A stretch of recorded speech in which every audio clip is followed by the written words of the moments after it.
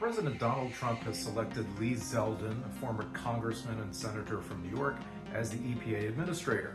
On February 4th, Zeldin announced his 5 pillars of powering the Great American Comeback Initiative, and I thought I'd offer some thoughts on how those pillars relate to the air modeling world. I've already talked about pillars 1 and 2. To catch up on those, follow the links in the comments below.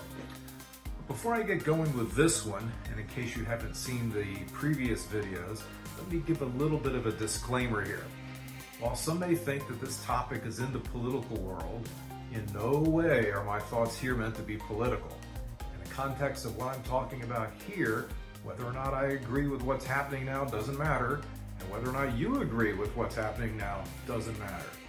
These are the cards we've been dealt, and I'm just offering some thoughts on those proverbial cards.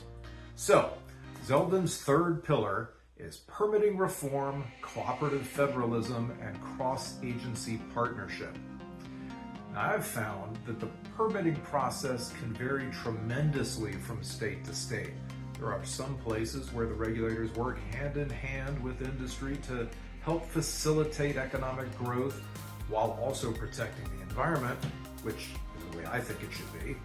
From the perspective of a modeler, I've seen this play out with common sense approaches to a lot of different issues. I've seen regulators understand that when a modeling analysis produces results that are far below the standards, it doesn't really matter whether you use background from monitor A or background from monitor B, you're going to get the same bottom line conclusion.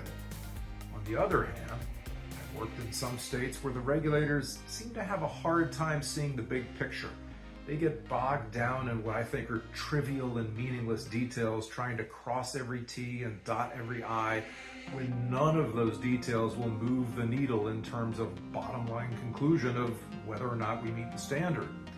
In cases like this, I really advocate hard for my clients as much as I can because I honestly feel badly for them if I end up having to do a bunch of pointless modeling for them to get their permit, or I have to spend days or sometimes weeks putting all of the modeling data into a certain format just to check a box off for the regulator.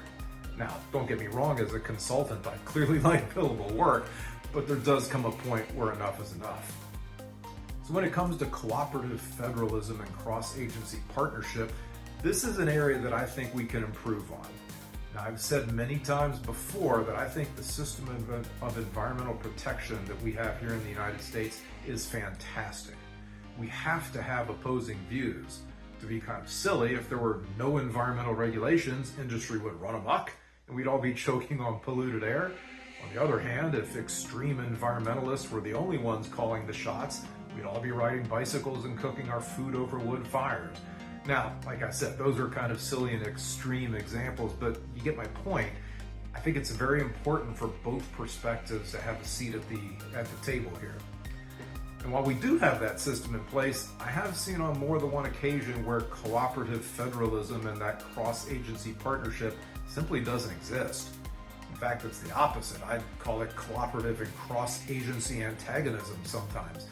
And that can be really tough for the industry who gets caught in the middle of those kinds of debates. So this is an area I'd love to see some improvement. Let's make sure we can keep the modeling process focused on what matters, meeting applicable standards, and let's spend less time on the meaningless details.